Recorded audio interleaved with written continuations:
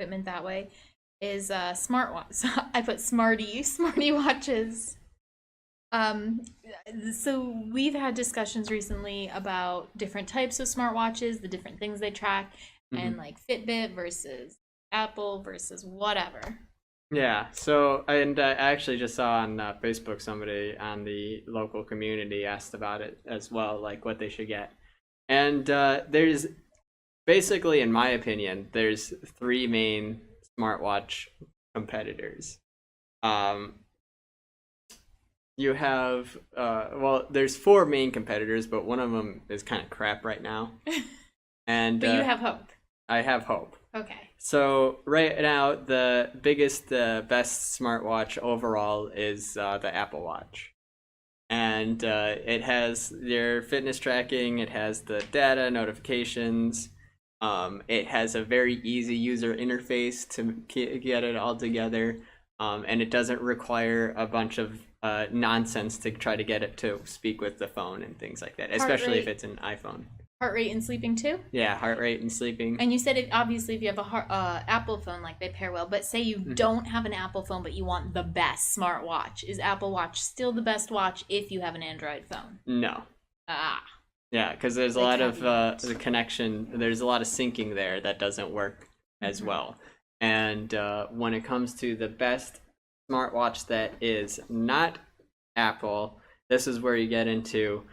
Um, so I personally think Fitbit Versa is the best smartwatch for that's not the Apple Watch. Even if you do use Apple, there's a chance that you might still want to get that, because if you don't care too much about all like the app integrations and things like that, and you are a very much a Fitbit focused person, then that would be the case for even if you're an Apple person to have a Fitbit smartwatch, because obviously it's going to work better with the Fitbit products or Fitbit app, and it does still have notifications for your phone, and it does have like GPS and heart monitor and sleep sensors and things like that. So it does everything that most people want a smartwatch to do.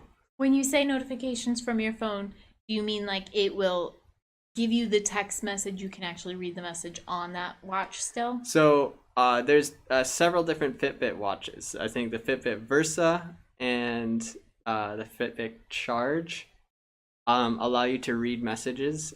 They might even let you even do phone calls and stuff. Mm.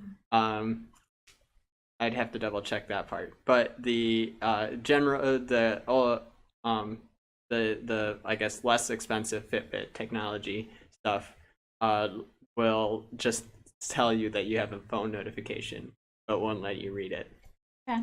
And then there were other watches that you've looked at, Hmm. or I know your watch that you Yeah, currently have is not yeah. a So Fitbit. the other thing with Fitbit and Apple Watch is they have pretty good battery life. I think right now Fitbit has the best battery life. However, if you're looking for pure battery life, I think there was a like third party one. I think it was a Wear OS one, which we'll get into in a sec. But it was a very dumbed down smartwatch. Like it was barely a smartwatch in this essence. It didn't have like GPS. It didn't have. It would just connect to your phone, get you notifications, and that was about it. Um, but it had a 45-day Oh. lifespan. Oh, so like if you're out camping and Yeah, or like like going on a trip where you're not going to be able to charge it, yeah. So it that's a was long good, but life. I think most the Apple and Fitbit. I think the Fitbit one touted like a 7-day one, 7-day battery life.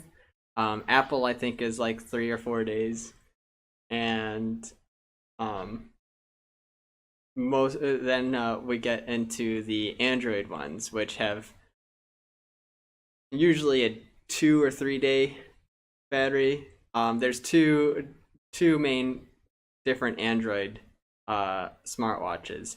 Fitbit, by the way, has a whole different operating system. It's not the Android operating system. Um, right now there is wearOS. That's the Google operating system that's supposed to sync with Android and work with Android. Then there is the Tizen OS, that is the Samsung operating system for the Samsung watches, and it works well with the Samsung phones, as you would imagine. And they both have their pros and cons. If you are not a Fitbit person and you have a Samsung watch, then you probably might want to just get the Samsung, or you have a Samsung phone, then you probably might want to get the Samsung watch, because it works really well with the Samsung devices, especially since Samsung has all sorts of crazy apps that they always come up with on their new devices, and some of them have options that work with the watch. I think Samsung watch is like the only watch that even has a camera on it. Oh, I didn't know that. Yeah, it's literally like a James Bond, what you expect James Bond to have as a watch, kind of watch. And or Sam Fisher. And it's if you have a Samsung and you're not a Fitbit person, that's probably the watch to go for. And then you have the wearOs watch, which it's made by a bunch of third-party manufacturers. There's no one wearOs. wearOs is just the operating system. So there's LG makes smartwatches. I think right now Fossil is one of the bigger names in there. But none of them have really gotten the same amount of use as the previous three, because it seems that the main holdup is the processor that they're using. Everybody's using the same processor manufacturer, who is not dedicated to building their own smartwatch processors.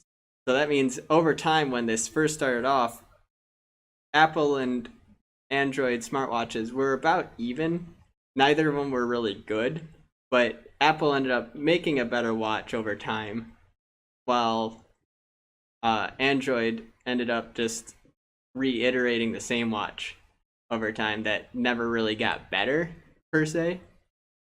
And it's mostly because Apple has its own manufacturers specifically designed to come up with new technology for the watches.